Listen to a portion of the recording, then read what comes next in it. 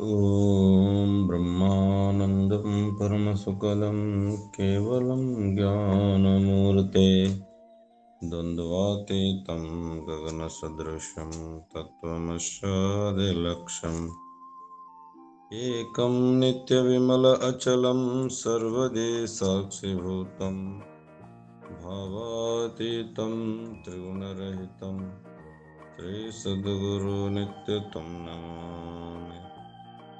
महायोगपीठे तटे भीमरत्यं वरं पुण्डलीकाय दातो मुनीन्द्रे समागततिष्ठन्तमहानन्दकन्दं परब्रह्मलिङ्गं भजे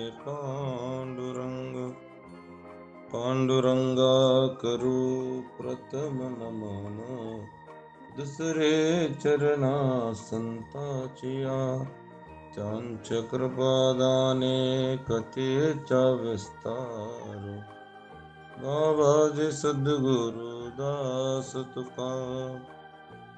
ओम नमो ज्ञानेश्वरा करुणाकरा।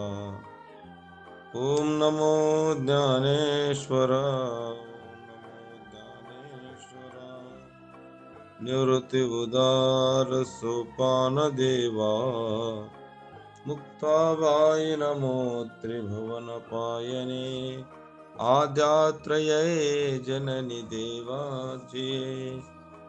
ओम नमो तुकिया ज्ञान दीपा नमो सद्गुरु सच्चिदानंद रूपा नमो सद्गुरु भक्त कल्याण मूर्ते नमो सद्गुरु भास्करा पूर्ण कीर्ते।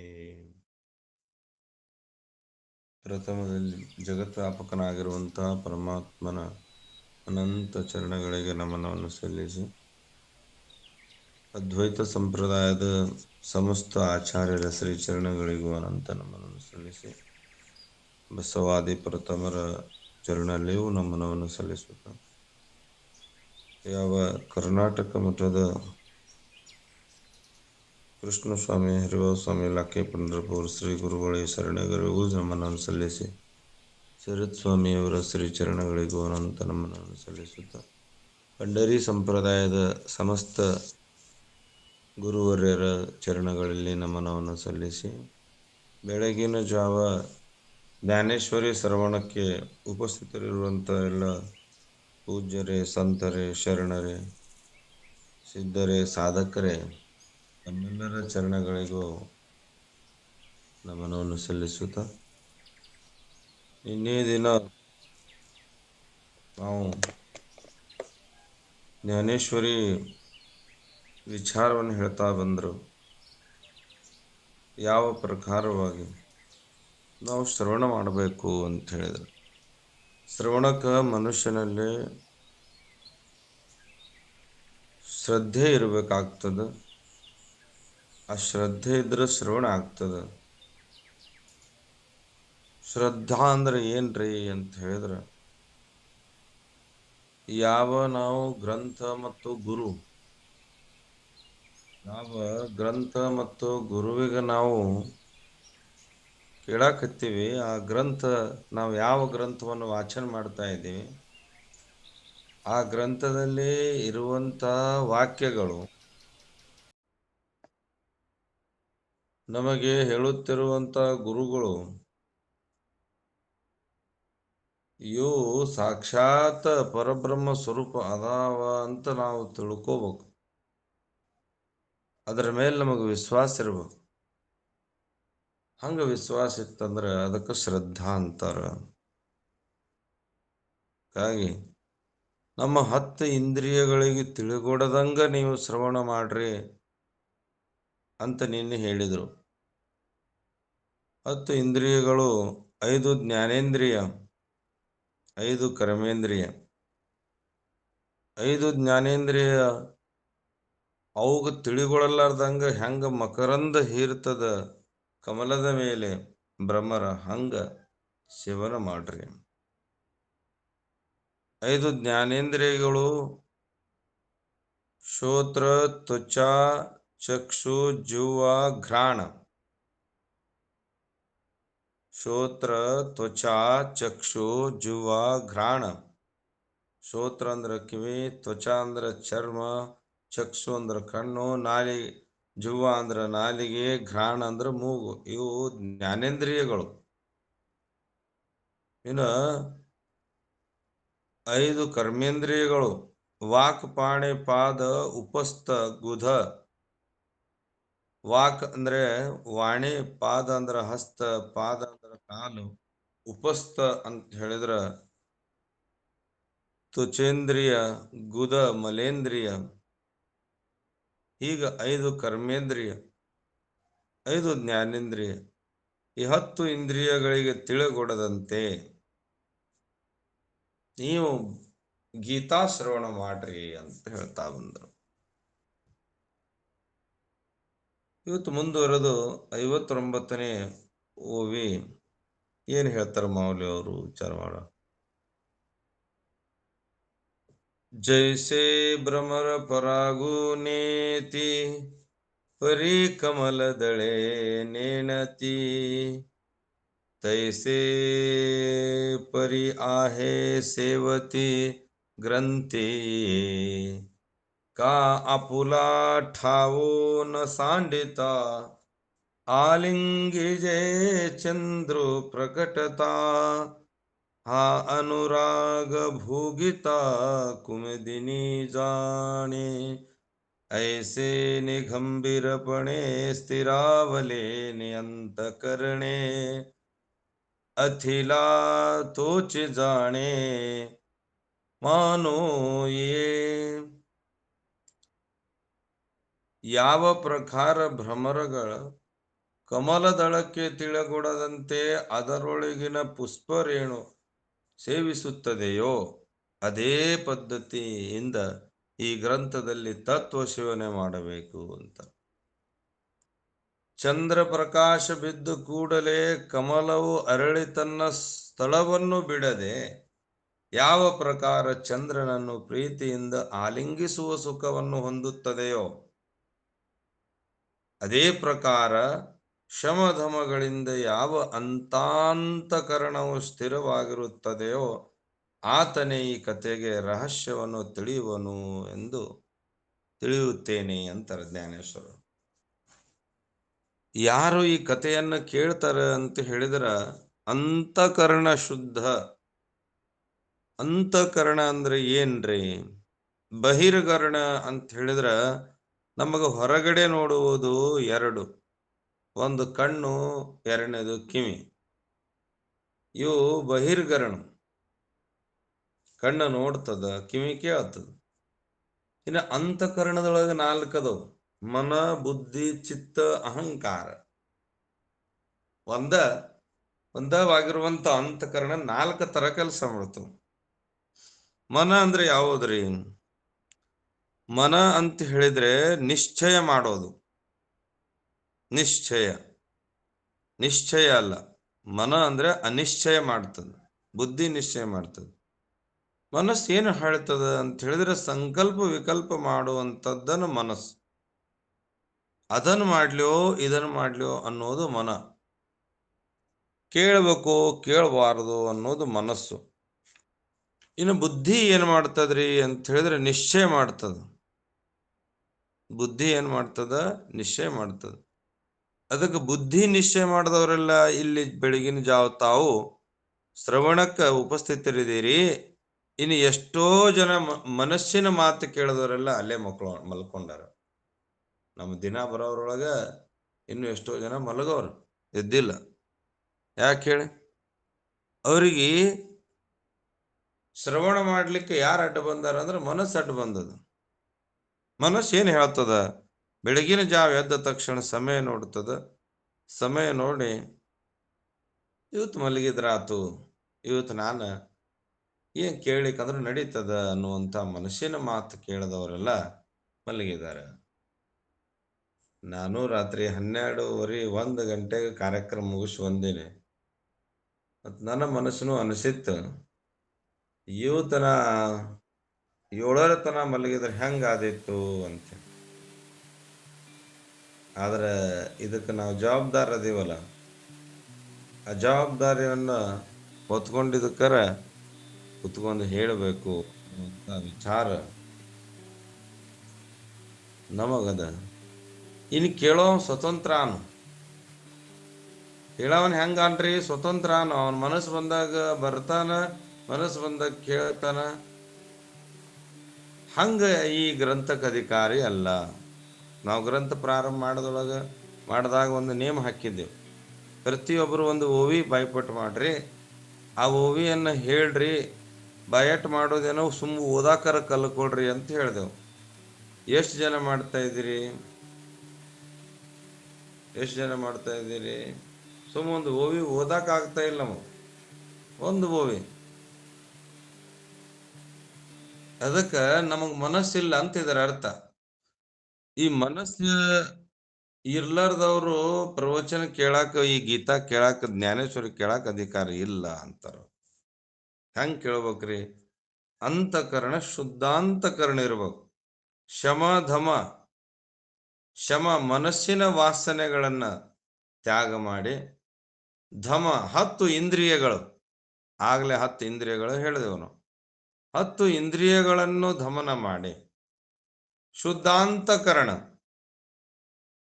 ನಮ್ಮ ಅಂತಃಕರಣ ಅಂದ್ರ ಮನ ಬುದ್ಧಿ. ಮನಸ್ಸು ಹೇಳ್ತದ, ಮನಸ್ಸಿನ ವಿಕಾರ ಏನಂತ ಹೇಳಿದ್ರ ಇವತ್ತು ಬೇಡ ನಾಳೆ ಕೇಳಕ್ ಹತ್ತಿ ಅಂತ ಮನಸ್ಸು ಹೇಳ್ತದ. ಇಲ್ಲ ಕೇಳೋ ಬ್ಯಾಡ್ಲೋ, ಯಾಕೆ ಕೇಳೋದು, ಬಿಟ್ರೆ ನಡೀತದಲ್ಲ ಅನ್ನೋದು ಮನಸ್ಸು ಹೇಳ್ತದ. ಇದು ಮನಸ್ಸಿನ ವಿಕಾರ. ಇನ್ನು ಬುದ್ಧಿ ಹೇಳ್ತದ, ಇಲ್ಲ ಅದೇನು ಜ್ಞಾನೇಶ್ವರಿ ಕೇಳ್ಬೇಕಂತ ನೇಮ ಹಾಕಿದೆಯಲ್ಲ, ಕೇಳು, ಅದರಿಂದ ನಿನ್ನ ಜೀವನ ಉದ್ಧಾರ ಆಗ್ತದಂತ ಹೇಳೋದು ಯಾವುದು ಅಂದ್ರೆ ಮನಸ್ಸು, ಬುದ್ಧಿ. ಅದಕ್ಕೆ ನಾವು ಬುದ್ಧಿ ಕೈಯಾಗ ಮನಸ್ಸು ಕೊಟ್ಟಿಲ್ಲ, ಮನುಷ್ಯನ ಕೈಯಾಗ ಬುದ್ಧಿ ಕೊಟ್ಟಿವಿ. ನೋಡ್ರಿ, ನಾವು ಮನುಷ್ಯನ ಕೈಯಾಗ ಬುದ್ಧಿ ಕೊಟ್ಟವ್ರೆಲ್ಲ ಹೆಂಗ್ ಮಾಡ್ತೀವಿ ಅಂದ್ರೆ ನಮ್ಮ ಮನಸ್ಸು ಬಂದ ಪ್ರವಚನ ಕೇಳ್ತೀವಿ. ದಿನಂಪ್ರತಿ ನಾವು ಉದ್ಧಾರ ಆಗಬೇಕಂತ ಕೇಳೋದು ಬೇರೆ ಶ್ರದ್ಧೆಯಿಂದ, ಇನ್ನ ಯಾವಾಗ ಮನಸ್ಸು ಬರ್ತದ ಅವಾಗ ಕೇಳೋದು ಬೇರೆ. ಹಿಂಗ ಮಾಡಿದ್ರ ನಮಗೆ ಯಾವಾಗಲೂ ಅಂತಃಕರಣ ಶುದ್ಧ ಆಗೋದಿಲ್ಲ. ಅಂತಃಕರಣ ಅಂತ ಶಬ್ದ ಬಂದದು. ನಿನ್ನೆ ಇಂದ್ರಿಯ, ಇವತ್ತು ಅಂತಃಕರಣ. ತಾವು ಒಂದೊಂದು ವಿಷಯಗಳನ್ನ ನೆನಪಿಟ್ಕೋಬೇಕು. ಅವು ನೆನಪಿಟ್ಟುಕೊಂಡ್ರೆ ತಮಗ ಮಾತಾಡ್ಲಿಕ್ಕೆ ಅನುಕೂಲ ಆಗ್ತದ. ಅದಕ್ಕೆ ಇವತ್ತು ಅಂತಃಕರಣದೊಳಗ ಮೊದಲನೇದು ಮನ, ಬುದ್ಧಿ, ಚಿತ್ತ, ಅಹಂಕಾರ, ಇವು ಸ್ವಚ್ಛ ಇಟ್ಟುಕೊಂಡು ಕೇಳ್ರಿ ಅಂತ ಹೇಳಾಕತ್ತಾರ. ಮೊದಲನೇದೇನ್ರಿ? ಮನಸ್ಸಂದ್ರ ಸಂಕಲ್ಪ ವಿಕಲ್ಪ ಮಾಡುವಂತ ವೃತ್ತಿಗೆ ಮನಸ್ಸಂತಾರ. ಎರಡನೇದು ಬುದ್ಧಿ, ನಿರ್ಧಾರ ಮಾಡೋದು. ಇದನ್ನ ನಾನು ಮಾಡೇ ಮಾಡ್ತೀನಿ ಅನ್ನುವಂತ ನಿರ್ಧಾರ ಮಾಡೋದು ಬುದ್ಧಿ.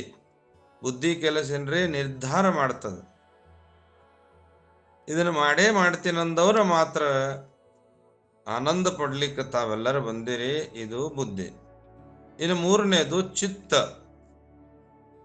ಚಿತ್ತ ಅಂತ ಹೇಳಿದ್ರೆ ಅನಂತ ಜನ್ಮದಲ್ಲಿ ನಾವು ಮಾಡಿರುವಂತ ಒಳ್ಳೆಯ ಕೆಟ್ಟ ಕೆಲಸಗಳು, ನಾವು ಅನಂತ ಜನ್ಮದಲ್ಲಿ ಮಾಡಿರುವಂತ ಪಾಪ ಪುಣ್ಯದ ಸಂಗ್ರಹದ ಡಬ್ಬಿಗೆ ಚಿತ್ತ ಅಂತಾರೆ. ಆ ಚಿತ್ತದೊಳಗ ಅನಂತ ಜನ್ಮದ ಸಂಸ್ಕಾರ ಅದ, ಒಳ್ಳೆದು ಕೆಟ್ಟದ್ದು ತುಂಬಿರುವಂತ ಈ ಚಿತ್ತ. ಇವು ಸೂಕ್ಷ್ಮವಾಗಿ ಏನ್ ಮಾಡ್ತಾವ ಅಂತ ಹೇಳಿದ್ರ, ಇವು ನಮ್ಮನ್ನು ಕೇಳಿಸ್ಕೊಡುದಿಲ್ಲ. ಚಿತ್ತ ಇಲ್ಲಿ ಮಲದೋಷ, ಆವರಣ ದೋಷ, ವಿಕ್ಷೇಪ ದೋಷ, 3 ದೋಷಗಳು ಬರ್ತವೆ. ಇಲ್ಲಿ ಮಲದೋಷ ಅಂತ ಹೇಳಿದ್ರ ಅನಂತ ಜನ್ಮದ ಅಜ್ಞಾನ, ಅನಂತ ಜನ್ಮದಲ್ಲಿ ಅಜ್ಞಾನದ ಸಂಘ, ಅಜ್ಞಾನದ ಜೊತೆಗಿದ್ದವ್ರು ನಾವು. ಆ ಅಜ್ಞಾನ ಜೊತೆ ಇರೋದ್ರಿಂದ ನಮ್ಮ ಜ್ಞಾನದ ಕಡೆ ಮುಖ ಮಾಡಕ್ ಆಗ್ತಾ ಇಲ್ಲ. ಅದಕ್ಕೆ ಆ ಚಿತ್ತದೊಳಗ ಪುಣ್ಯನೂ ಅದ, ಪಾಪನೂ ಅದ, ಅನಂತ ಜನ್ಮದೊಳಗ ಸಂಸ್ಕಾರ ಅದ. ಅಂತ ಸಂಸ್ಕಾರ ಅಂತಃಕರಣದೊಳಗ ಇವು 4 ತರಹದ ವಿಚಾರಗಳು. ಚಿತ್ತ ಅಂತ ಹೇಳಿದ್ರ ಅದು ಅಜ್ಞಾನದ ಆಶ್ರಯದೊಳಗಿರ್ತದ. ಚಿತ್ತ ಹಿಂಗಿರ್ತದ್ರಿ, ಅದಕ್ಕೆ ಆಶ್ರಯ ಯಾರು ಅಂದ್ರೆ ಅಜ್ಞಾನ. ಯಾವಾಗ ಜ್ಞಾನ ಆಗ್ತದ ಚಿತ್ತನೂ ನಷ್ಟ ಆಗ್ತದ. ಚಿತ್ತದೊಳಗ ಏನಾವಲ್ಲ ಅಂತ ಚಿತ್ತ ಏನು ತುಂಬಿಕೊಂಡದ ಅಂದ್ರೆ ಅನಂತ ಜನ್ಮದಲ್ಲಿ ನಾವು ಮಾಡಿರುವಂತ ವಿಚಿತ್ರ ಕೆಲಸಗಳು ಅವು ಚಿತ್ತದೊಳಗದ. ಅದಕ್ಕೆ ಮನ, ಬುದ್ಧಿ, ಚಿತ್ತ, ಈ ಬುದ್ಧಿ ನಂತರ ಬರುವಂತ ಚಿತ್ತದಲ್ಲಿ ಏನು ಅನಂತ ಸಂಸ್ಕಾರ ಅದಾವು ಅವು ಹೆಂಗಂಗ ಅದಾವಲ್ಲ ಹಂಗಂಗ ವರ್ತನೆ ಮಾಡೋದು ಅಹಂಕಾರ. ನೋಡ್ರಿ, ಆ ಚಿತ್ತದೊಳಗೆ ಏನ ಅದ ಅದರ ಹಂಗ ವರ್ತನೆ ಮಾಡ್ತದ ಅಹಂಕಾರ. ನನ್ನಂತ ಜ್ಞಾನಿ ಇಲ್ಲ, ನನ್ನಂಗ ಯಾರು ಅಭ್ಯಾಸ ಮಾಡಿಲ್ಲ, ನನ್ನಟ್ ಶ್ರೀಮಂತ ಯಾರಿಲ್ಲ, ನನ್ನಟ ಒಳ್ಳೆ ಮನುಷ್ಯ ಯಾರಾನ, ನನ್ನಟ್ಟ ಸತ್ಯವಂತ ಯಾರಾನ. ಹಿಂಗ ಇಲ್ಲಿ ಅನಂತ ವಿಷಯಗಳು ಚಿತ್ತದೊಳಗಿರುವಂತ ವಿಷಯಗಳಿಗೆ ತಗೊಂಡು ಇದು ಅಭಿನಿವೇಶ ಮಾಡ್ತದ. ಇಲ್ಲ, ಇದು ಅದರ ಮೇಲೆ ಏನ್ ಹೇಳ್ತದ, ನನ್ನಂಗೆ ಯಾರು ಇಲ್ಲ ಅನ್ನುವಂತ ವಿಚಾರ ಮಾಡ್ತದಲ್ಲ, ಇದು ಯಾವುದು ಅಂದ್ರ ಅಹಂಕಾರ. ಅದಕ್ಕೆ ಮನ, ಬುದ್ಧಿ, ಚಿತ್ತ, ಅಹಂಕಾರ ಈ ನಾಲ್ಕನ್ನ ನಾವು ಅಂತಃಕರಣ ಅಂತ ಕರಿತೀವಿ. ಏನ್ರಿ ಅಂತಃಕರಣ? ಈ ಅಂತಃಕರಣದ ಶುದ್ಧಾಂತಕರಣ ಹೆಂಗ ಆಗ್ತದ್ರಿ ಅಂದ್ರ ಶ್ರವಣದಿಂದ ಆಗ್ತದ. ಈ ಶ್ರವಣದೊಳಗ ನಮ್ಮಲ್ಲಿ ಅಂತಃಕರಣದೊಳಗ ಏನಿರ್ತದ್ರಿ ಅಂದ್ರ ಅದು ಜಡ ಅದ, ಅದು ಅಜ್ಞಾನ ಅದ. ಅದಕ್ಕಾಗಿ ಆ ವೃತ್ತಿ ಏನಾಗಿರ್ತದ ಅಂತ ಹೇಳಿದ್ರ ಅಂತಃಕರಣ ಅದು ಜ್ಞಾನ ರೂಪ ಆಗ್ಯದ ಖರೆ, ಆದ್ರ ಅವಿದ್ಯಾ ಪರಿಣಾಮದಿಂದ ಅದು ತಿಳಿಗೊಡುವುದಿಲ್ಲ. ಏನೆಲ್ಲ ಜಗತ್ತಿನಲ್ಲಿ ತೋರುವುದೆಲ್ಲ ಮಾಯಾ ಮತ್ತು ಅವಿದ್ಯಾದ ಖರೆ, ನಮ್ಮನ್ನ ಅದೇ ಆನಂದ ಕೊಡ್ತದ ಅಂತಃಕರಣ. ಅಂತಃಕರಣ ವೃತ್ತಿಯ ಲಕ್ಷಣ. ಅಂತಃಕರಣದೊಳಗೆ ಏನದ, ಅದರದ ಜ್ಞಾನ ರೂಪನೇ ಅದ, ಅವಿದ್ಯಾ ಪರಿಣಾಮದಿಂದ ತಿಳಿಗೊಡುತ್ತಿಲ್ಲ, ತಿಳಿಯಕ್ ಬಿಡಲ್ಲ. ಅದು ಅವಿದ್ಯಾ ನಮ್ಮನ್ನು ಹಿಂಗ ಮಾಡಿರ್ತದಲ್ಲ. ಈ ಮನ, ಬುದ್ಧಿ, ಚಿತ್ತ, ಅಹಂಕಾರ ಸ್ವರೂಪ ಬಿಟ್ಟು ನಾವು ಈಗ ಹೆಂಗಿರ್ಬೇಕ್ರಿ? ಮೊದಲು ಹಾಲಿತ್ತಲ್ಲ, ಹೆಂಗ್ರಿ ಅಂತಃಕರಣ ಶುದ್ಧ ಮಾಡೋದು ಅಂತ ತಾವ್ ಹೇಳ್ತೇನೆ. ಹೆಂಗ ಶುದ್ಧ ಮಾಡೋದು ಅಂತ ಹೇಳಿದ್ರ, ಹಾಲು ಇರ್ತದ ಮೊದಲು. ಈಗ ಹಾಲು ಕಾಸಿದ ನಂತರ ಏನು ಮೊಸರು ಆಗ್ತದಲ್ಲ, ಹಂಗ ಮುಂದ ಮೊಸರಾದ್ಮೇಲೆ ಏನ್ ಮಾಡೋದ್ರಿ? ಆ ಅವಿದ್ಯೆಯಿಂದ ವಿದ್ಯೆ ತಿಳ್ಕೊಳ್ಳೋದು. ಅಂದ್ರೆ ಆ ಮೊಸರಿಗೆ ಕಡಗೋಲು ಹಾಕಿ ಕಡದಾಗ ಹೆಂಗ ಬೆಣ್ಣೆ ಬರ್ತದ, ಮಜ್ಜಿಗೆ ಒಂದ್ ಕಡೆ ಆಗ್ತದಲ್ಲ, ಆ ತರ ಹಾಲಿನಿಂದ ಮೊಸರಾಗಿ, ಮೊಸರಿನಿಂದ ಆ ಕಡಗೋಲು ಹಾಕಿ ಬೆಣ್ಣೆ ಆದಾಗ ಹೆಂಗ ಅದರದ ಕೆಳಗಡೆ ಭಾಗ ಬೇರೆ, ಮೇಲೆ ತೇಲುವುದು ಬೇರೆ, ಹಾಗೆ ಜ್ಞಾನವನ್ನ ಆದಾಗ ಅದರ ಪರಿಣಾಮ ನಮ್ಗೇನಾಗ್ತದ? ಈ ಮಾಯಾ ಶುದ್ಧ ಏನಾಗ್ಯದ್ರಿ ಇಲ್ಲಿ ಜೀವಕ್ಕ? ಶುದ್ಧ ಸತ್ವಗುಣ ಮಾಯಾ ಈಶ್ವರ ಅನ್ನಿಸ್ಕೊಂಡಾನ, ಮಲಿನ ಸತ್ವಗುಣ ಅಂತಃಕರಣ ಅನ್ನಿಸ್ಕೊಂಡದ. ಮಲಿನದ ಅಂತಃಕರಣ ಮನ, ಬುದ್ಧಿ, ಚಿತ್ತ, ಅಹಂಕಾರ. ಅಂತಃಕರಣ ಏನಾಗ್ಯದ್ರಿ? ಮಲಿನ ಸತ್ವಗುಣ ಜೀವ. ಅದಕ್ಕ ಈ ಜಡ ಏನ್ ಕಾಣಕತ್ತಾನ ಇಲ್ಲಿ? ಚೇತನದಂತೆ ಪರಿಣಾಮ ತೋರುವಂತ ಅಂತಃಕರಣ ತಾನು ಯಾರು ಒಂದು ತಿಳಿಯದೇ ಇಲ್ಲವ. ಅಂತಃಕರಣ ತಾನು ಯಾರು ಅಂತ ತಿಳಿಗೊಡುದಿಲ್ಲ. ಅಂತಃಕರಣ ಮನ, ಬುದ್ಧಿ, ಚಿತ್ತ, ಅಹಂಕಾರ ಈ ನಾಲ್ಕು ಯುಕ್ತವಾಗಿರುವಂತ ಶುದ್ಧಾಂತಕರಣದಿಂದ ಶ್ರವಣ ಮಾಡ್ರಿ. ಹೇಗೆ ಯಾವ ಪ್ರಕಾರ ಬ್ರಹ್ಮರುಗಳು ಕಮಲದಳಕ್ಕೆ ತಿಳಿಗೊಡದಂತೆ ಅದರೊಳಗಿನ ಪುಷ್ಪರೇಣು ಸೇವಿಸುತ್ತದೆಯೋ ಹಾಗೆ ಈ ಗ್ರಂಥ ತತ್ವ ಸೇವನೆ ಮಾಡಬೇಕು ಅಂತ ಹೇಳ್ತಾ ಬರ್ತಾರೆ. ಹಾಗೆ ಅಂತಃಕರಣ ಅಂತ ಹೇಳಿದ್ರೆ ಈ ಮನ, ಬುದ್ಧಿ, ಚಿತ್ತ, ಅಹಂಕಾರದ ಅಂತಃಕರಣ ಇದನ್ನ ಹೇಗ್ರಿ ನಾವು ತಿಳಿಗೊಡೋದು? ಶುದ್ಧಾಂತಕರಣ ಹೇಗೆ ಮಾಡೋದು ಅಂದ್ರೆ, ಹಾಲು ಹೋಗಿ ಮೊಸರಾದಂತೆ, ಆ ಮೊಸರು ಹೋಗಿ ಬೆಣ್ಣೆ ಆದಂತೆ, ಬೆಣ್ಣೆ ಹೋಗಿ ತುಪ್ಪ ಆದರೆ ಅದು ಜ್ಞಾನದಿಂದ ಅವಿದ್ಯಾ ಏನಾಗ್ತದ್ರಿ ಅಲ್ಲಿ ಅಂದ್ರೆ ಬಿಟ್ಟು ಹೋಗ್ತದ. ಅದರ ಪರಿಣಾಮ ಇಲ್ಲಿ ಮೊದಲು ಏನಿತ್ತು ಅದರ ನಂತರದ ಪರಿವರ್ತನೆ. ಹಾಗೆ ಮನುಷ್ಯನ ವಿಕಾರ ಮನಸ್ಸೇನು ಮಾಡ್ತದ ಅಂತ ಹೇಳಿದ್ರೆ ಸಂಕಲ್ಪ ವಿಕಲ್ಪ ಮಾಡ್ತದ, ಬುದ್ಧಿ ನಿಶ್ಚಯ ಮಾಡ್ತದ. ಇನ್ನ ಚಿತ್ತ ಅನಂತ ಜನ್ಮದೊಳಗ ಸಂಸ್ಕಾರ ಹೆಂಗದ ಹಂಗ ನಮ್ಮನ್ನು ವರ್ತನೆ ಮಾಡಿ ಅಹಂಕಾರ ಈ ತರ ಮಾಡುವುದರಿಂದ ಈ ಶುದ್ಧಾಂತಕರಣ ಇಲ್ಲದೆ ಸ್ಥಿರವಾಗಕ್ ಸಾಧ್ಯನೇ ಇಲ್ಲ. ನಮ್ಮ ಮನಸ್ಸು ಸ್ಥಿರ ಅಂತ ಹೇಳಿದರಲ್ಲಿ ಸ್ಥಿರ ಸ್ಥಿರ ಅಂದ್ರೆ ಯಾವಾಗ ಆಗ್ತದ್ರಿ? ಶಮ ಧಮ. ಶಮ ಮನಸ್ಸಿನ ವಾಸನೆ ತ್ಯಾಗ ಮಾಡಿ, ಧಮ ದಶೇಂದ್ರಿಯಗಳನ್ನು ನಾವು ಶುದ್ಧ ಕೆಲಸಕ್ಕೆ ಹಚ್ಚಿ, ಇನ್ನು ಆಗ ಇವು ಎರಡೂ ಮಾಡೋದ್ರಿಂದ ಮೂರನೇದು ಪ್ರಾಪ್ತಿ ಯಾವ್ದಾಗ್ತದ? ಉಪರತಿ. ಉಪರತಿ ಅಂದ್ರೆ ಶಬ್ದದ ಅರ್ಥ ಈ ಲೋಕದ ಸಮಸ್ತ ವ್ಯವಹಾರಗಳು ದೋಷಯುಕ್ತವಾಗಿರುತ್ತವೆ ಅಂತ ನಮಗದರ ಅರಿವಾಗಬಹುದು. ಇದೇನ ಈ ಲೋಕದ ಮಾಯಾ ಅಧೀನದೊಳಗಿರುವಂತ ಜೀವ ಇವು ಏನಾಗಿರ್ತವ್ರಿ ಅಂತ ಹೇಳಿದ್ರ ಇವು ದೋಷ ಕೂಡಿರ್ತಾವ, ದೋಷದಿಂದದವು. ಅದರ ಶುದ್ಧ ವಿಷಯ ನಮಗ ತಿಳಿಬೇಕು. ಅದು ತಿಳಿತಂದ್ರ ನಮಗ ನಾಲ್ಕನೇದು ಪ್ರಾಪ್ತ ಆಗ್ತದ. ಅದರ ಹೆಸರು ತಿತಿಕ್ಷಾ. ದ್ವಂದ್ವ ಧರ್ಮಗಳು, ಮಾನ ಅಪಮಾನ, ಸುಖ ದುಃಖ, ಶೀತ ಉಷ್ಣ, ಇವು ದ್ವಂದ್ವ ಧರ್ಮದಲ್ಲಿ ಕಂಗೆಡದೆ ಸಮಚಿತ್ತನಾಗಿರ್ಬೇಕು. ಆಗ ಶಮಧಮ ಉಪರತಿ. ತಿತಿಕ್ಷಾ. ಈ ತಿತಿಕ್ಷಾ ಅಂತಂದ್ರ ತದನಂತರ ಮನುಷ್ಯನ ಮನಸ್ಸು ಶ್ರದ್ಧಾ ವಾನ ಲಭತೆ ಜ್ಞಾನಂ ತತ್ಪರಂ ಸಂಯತೇಂದ್ರಿಯ ಜ್ಞಾನಂ ಲಬ್ಧ ಪರಂ ಶಾಂತಿ ಅಚಿರೇನಾದಿ ಅಧಿಗಚ್ಚತಿ. ಶ್ರದ್ಧಾವಾನ್ ಲಭತೆ ಜ್ಞಾನಂ. ತತ್ಪರ. ತತ್ಪರ ಅಂದ್ರೆ ಮಗ್ನ ಆಗಿರ್ಬೇಕು.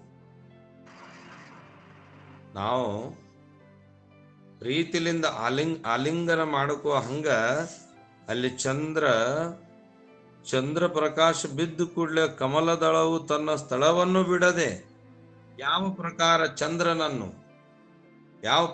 ಚಂದ್ರನನ್ನು ಪ್ರೀತಿಯಿಂದ ಆಲಂಗಿಸುವ ಸುಖವನ್ನು ಹೊಂದುತ್ತದೆಯೋ ಅದೇ ಪ್ರಕಾರ ಶಮಧಮಗಳಿಂದ ಯಾವ ಅಂತಃಕರಣ ಸ್ಥಿರವಾಗಿದೆಯೋ ಆತನೇ ಈ ಕತೆ ಕೇಳಲು, ಈ ಕಥೆಯ ರಹಸ್ಯ ತಿಳಿಯಲು ಯೋಗ್ಯನು ಎಂದು ನಾನು ತಿಳಿಯುತ್ತೇನೆ ಅಂತ ಜ್ಞಾನೇಶ್ವರರು ಹೇಳ್ತಾರೆ. ಶಮಧಮ ನೋಡ್ರಿ, ಶ್ರದ್ಧಾ. ಯಾವಾಗ ಮನುಷ್ಯನಲ್ಲಿ ಶ್ರದ್ಧಾ ಬರ್ತದ? ತಿತಿಕ್ಷ ನಂತರ ಶ್ರದ್ಧೆಯ ತದನಂತರನೇ ಸಮಾಧಾನ. ಆಗ ಸಮಾಧಾನದಿಂದ ಏಕಾಗ್ರ. ಈ ಏಕಾಗ್ರತೆ ಇದ್ದಾಗ ಮನಸ್ಸು ಸ್ಥಿರವಾಗಿರ್ಬೇಕು. ಈ ತರ ಮನಸ್ಸನ್ನು ಸ್ಥಿರ ಆತಂದ್ರ ಆಗ ನಮಗ ಈ ಆತ್ಮಜ್ಞಾನ ತಿಳಿತದ. ಯಾಕಂದ್ರ ರಾಡಿ ನೀರಲ್ಲಿ ಮುಖ ಕಾಣಲ್ರಿ. ರಾಡಿ ನೀರಲ್ಲಿ ಮುಖ ಕಾಣಲ್ಲ. ಗೌತಮ್ ಬುದ್ಧರು ತನ್ನ ಶಿಷ್ಯನ ಜೊತೆಗೆ ಹೊರಟಿರುವಂತಹ ಸಮಯದೊಳಗ ಗೌತಮರು ಕುಡಿಯಾಕ ನೀರು ತಗೊಂಬಾರೋ ತಮ್ಮ ಅಂತ ಕಳಿಸಿದ್ರು. ಆಗ ಗುರುಗಳು ಏನೋ ಇಲ್ಲಿ ಕೂತಿದ್ರು. ಶಿಷ್ಯ ಹೋಗಿ ನೋಡ್ತಾನ ಹಳದಾಗ ಇನ್ನೇನು ನೀರು ತುಂಬಬೇಕು ಅನ್ನೋದ್ರೊಳಗ ಅಲ್ಲಿ ಎತ್ತಿನ ಬಂಡಿ ಇದ್ವು. ಅವಾಗ ಎತ್ತಿನ ಬಂಡಿ ಹೋಗಿತ್ತು ಎತ್ತುಗೋಳ ಕಾಲಾಗ, ಮತ್ತು ಬಂಡಿ ಹೋಗಿದ್ರಿಂದ ನೀರು ಕೆಸರಾತಲ್ಲ. ಆತ ಒಂದ್ ಹೊತ್ತು ಅಲ್ಲಿ ನಿಂತ್ಕೊಂಡು ಕೆಸರಾಗಿತ್ತು ನೀರು. ಹೊಳ್ಳೆ ಬಂದು ಗುರುಗಳಿಗೆ ಹೇಳ್ದ, ಗುರುದೇವ ನೀರು ಕೆಸರಾಗ್ಯದ. ಹೌದಾ, ಕೂಡಪ್ಪ ಇಲ್ಲಿ ಕೂಡು. ಒಂದ್ ಸ್ವಲ್ಪ ಇಲ್ಲಿ ತಾನು ಕೂಡು ಅಂತ ಕೂಡಿಸಿದ್ರು. ಕುತ್ಕೊಂಡು ಹೋಗಿ ನೋಡ್ತಾನ ಹಳದಾಗ ಮತ್ತ ನೀರು ಕೆಸರಿತ್ತು. ಅಲ್ಲೇ ಕುತ್ಕೊಂಡ 1 ಗಂಟೆ 1.5 ಗಂಟೆ ಕೂತ. 2 ಗಂಟೆ ಕುತ್ಕೊಂಡಾಗ ನೀರು ತಿಳಿ ಆತು. ಯಾವಾಗ ನೀರು ತಿಳಿ ಆತು, ನೀರನ್ನು ತುಂಬಿಕೊಂಡು ನೀರು ತುಂಬಿಕೊಂಡು ತಂದು ಗುರುಗಳಿಗೆ ಕೊಟ್ಟರು. ಗುರುಗಳು ಕುಡಿದು ಬಹಳ ಆನಂದಪಟ್ಟು ಹೇಳ್ತಾರೆ ಗುರುಗಳು, ಏನು ಅದ್ಭುತ ಸಾಧನೆ ಮಾಡಿಯಪ್ಪ ಅಂದರು. ನಾನೇನು ಮಾಡಿಲ್ರಪ್ಪ ಅಂದ್ರು ಅವ್ರು. ನಾನೇನು ಮಾಡಿಲ್ಲಪ್ಪ, ತಾನೇ ನೀರು ತಿಳಿಯಾತು. ಹೌದ್ರಪ್ಪ, ತಾನೇ ತಿಳಿಯಾತು. ಆದ್ರೂ ನೀನು ಅದ್ಭುತ ಸಾಧನೆ ಮಾಡಿ ಅಂದ್ರು. ನಾನೇನು ಮಾಡೀನಪ್ಪ ಅಂದ್ರು. ನೀನೇನೂ ಮಾಡಿಲ್ಲ, ಆ ನೀರು ತಿಳಿಯಾಗುತ್ತನ ಗಪ್ಪ ಕೂತ್ಕೊಂಡೆಲ್ಲ, ಸುಮ್ಮನೆ ಕೂತಲ್ಲ, ಆ ಕೂತಿರುವುದೇ ತಪಸ್ಯ. ಯಾವಾಗ ಮನುಷ್ಯನೊಳಗ ವಿಕಾರಗಳೇನು ಇರ್ತಾವಲ್ಲ, ಆ ವಿಕಾರಗಳು ಅಂತಃಕರಣ ಶುದ್ಧ ಆಗ್ಬೇಕಂದ್ರೆ ನಾವು ಏನಾಗಬೇಕು ಅಂದ್ರೆ ಏಕಾಗ್ರ ಸ್ಥಿತವಾಗಿ ಕೂತಿರ್ಬೇಕು. ಸ್ಥಿರವಾಗಿ ಕೂತಾಗ ಮಾತ್ರ ನಿಮ್ಮ ಆತ್ಮಜ್ಞಾನ ತಿಳಿತದ. ಹಂಗ ಶುದ್ಧ ನೀರಿನೊಳಗ ಮುಖ ಕಾಣೋ ಹಾಗೆ ಇಲ್ಲಿ ಸ್ಥಿರವಾಗಿ ಕೂತಾಗ ಈ ದೇಹಾತ್ಮಕ ಬುದ್ಧಿ ಬಿಟ್ಟು ಆ ಆತ್ಮ ಸ್ವರೂಪ ಜ್ಞಾನ ಪ್ರಕಟ ಆಗ್ತದೆ. ಅದಕ್ಕೆ ಸುಮ್ಮನೆ ಕೂಡ್ಬೇಕು. ಸುಮ್ಮನೆ ಕೂಡುವುದರಿಂದ ನಮ್ಮ ಮನ, ಬುದ್ಧಿ, ಚಿತ್ತ, ಅಹಂಕಾರಗಳು ಏಕಾಕಾರವಾಗಿ ಜ್ಞಾನಕ್ಕ, ಈ ಮಂಸಮಯ ಶರೀರ ಮಂತ್ರಮಯ ಆಗಕ್ಕ ತನ್ನಿಂದ ತಾನೇ ವಾಡಲೆ ಅಂತರಿ ಪ್ರೇಮ ಸುಖ ಡವರವಲೆ ಕಾಯ್ ಕೃಪೇಚೆ ಓರಸೆ ನವ ಅನಾರಿಸೆ ಉದ್ಧರಲು. ಏನು ಸಂತರ ಮಹಿಮೆ ನಾನೇನಂತ ಹೇಳಲಿ? ನನ್ನ ಶರೀರ ಒಳಗಿಂದ ಒಳಗ ಏನಾಗ್ಯದಪ್ಪ ಅಂತ ಹೇಳಿದ್ರ ಅದು ಸ್ಥಿರ ಆಗುತ್ತಾ ಒಳಗಿಂದ ಒಳಗ ಸುಖ ಪಡಾಕತ್ತದ ಅಂತ ಜ್ಞಾನ ತುಕುಬರಾಯರ್ ಹೇಳ್ತಾರೆ. ಹಂಗ ಈ ನಮ್ಮ ಶರೀರ ಹೆಂಗ ಆಗಬೇಕು ಅಂತ ಹೇಳಿದ್ರ ಶುದ್ಧಾಂತಕರಣ 10 ಇಂದ್ರಿಯಗಳು ತಿಳಿಗೊಡದಂತೆ ಹೇಗೆ ಈ ಗ್ರಂಥದೊಳಗೆ 3 ದೃಷ್ಟಾಂತವನ್ನು ಕೊಡ್ತಾರೆ. ಅಲ್ಲಿ ಕಮಲದ ಮೇಲೆ ಇರುವಂತ ಭ್ರಮರ, ಚಂದ್ರ ಉದಯ ಆದ ತಕ್ಷಣ ಕಮಲದ ದಳ ಚಂದ್ರನನ್ನ ಆಲಿಂಗನ, ಹಾಗೆ ನಮ್ಮ ಮನ, ಬುದ್ಧಿ, ಚಿತ್ತ, ಅಹಂಕಾರ ಯುಕ್ತ ಅಂತಃಕರಣ, ಶಮ, ಧಮ ಇವು ಎಲ್ಲವನ್ನು ನಾವು ಹೆಂಗಿರ್ಬೇಕು ಅಂದ್ರೆ ಶ್ರವಣಕ್ಕೆ ಯೋಗ್ಯ ಮಾಡಿರ್ಬೇಕು. ನೋಡ್ರಿ, ಶಬ್ದಗಳನ್ನ ತಿಳ್ಕೊಳ್ಳುವಂತ ಹವ್ಯಾಸ ನಮಗಿಲ್ಲ. ಬರಬೇಕು. ದಿನಂಪ್ರತಿ ಶ್ರವಣ ಮಾಡೋದ್ರಿಂದ ಶಮ ಅಂದ್ರೇನು, ಧಮ ಎಂದ್ರೇನು, ಉಪರತಿ, ತಿತಿಕ್ಷಾ, ಶ್ರದ್ಧಾ, ಸಮಾಧಾನ, ಹೀಗೆ ಸಮಾಧಾನ ಕುತ್ಕೊಂಡಾಗ ಹೆಂಗ ನೀರು ತಿಳಿಯಾತು, ಹಂಗ ನಮ್ಮ ಜೀವನದೊಳಗೆ ಸುಖ ಸಿಗಬೇಕಾಗಿತ್ತಂದ್ರೆ ನಾವು ಏನು ಮಾಡಬೇಕು ಅಂದ್ರೆ ಗದ್ದಲ ಎಬಸ್ಬಾರದು, ಸಮಾಧಾನ ಆಗಿರ್ಬೇಕು. ವೆನಿಜುವೆಲಾ ಭೂಕಂಪ ಆತು, ಇನ್ನೇನು ಹೊರಗೆ ಹಾಲು ತರಕ್ ಹೋಗ್ಯಾರ. ಅವತ್ತು ರಜೆ ಅಂತ ಮನಿ ಒಳಗೆ ಜನ 30 ಸೆಕೆಂಡಿನೊಳಗ ಸುಮಾರು ಜನ ಸತ್ತು ಹೋದ್ರು. ಎಷ್ಟೋ ಜನ ಹೊರಗಿನವ್ರು ಹೊರಗುಳಿದ್ರು, ಒಳಗಿನವ್ರು ಒಳಗುಳಿದ್ರು. ಹಂಗ ಇದು ಜೀವನ ಹುಟ್ಟಿದಾಗ ಅನಿಶ್ಚಿತವಾಗಿ ಹುಟ್ಟ್ಯದ, ಮತ್ತು ಹೋಗುವುದು ನಿಶ್ಚಿತ ಅದ. ಯಾವಾಗ ಕರ್ಕೋತಾನ ಅನ್ನೋದು ಫಿಕ್ಸ್ ಇಲ್ಲ, ಆದ್ರೆ ಒಟ್ಟಿನ ಮ್ಯಾಲೂ ಹೋಗೋದು ಮಾತ್ರ ಗ್ಯಾರಂಟಿ ಅದ. ಅವು ಹೋಗೋದ್ರೊಳಗ ಈ ಮನ, ಬುದ್ಧಿ, ಚಿತ್ತ, ಅಹಂಕಾರ ಮಲಿನ ಅಂತಃಕರಣ ಏನದ ಅದನ್ನು ಶುದ್ಧ ಮಾಡ್ಲಿಕ್ಕೆ ನಾವು ಶ್ರವಣಕ್ಕೆ ತಯಾರಾಗಬೇಕಾಗಿತ್ತಂದ್ರ ನಮ್ಮಲ್ಲಿ ಶ್ರದ್ಧೆ ಇರಬೇಕಾಗ್ತದ. ಶಮ ಅಂತ ಮನಸ್ಸಿನ ವಿಕಾರ ತ್ಯಾಗ ಮಾಡಿ, ಧಮ ಈ 10 ಇಂದ್ರಿಯಗಳು ಯಾವ್ರಿ? ನಾಳೆ ಕೇಳ್ತೀನಿ ನಾನು. 10 ಇಂದ್ರಿಯ ಹೇಳಕ್ ಬರ್ಬೇಕು.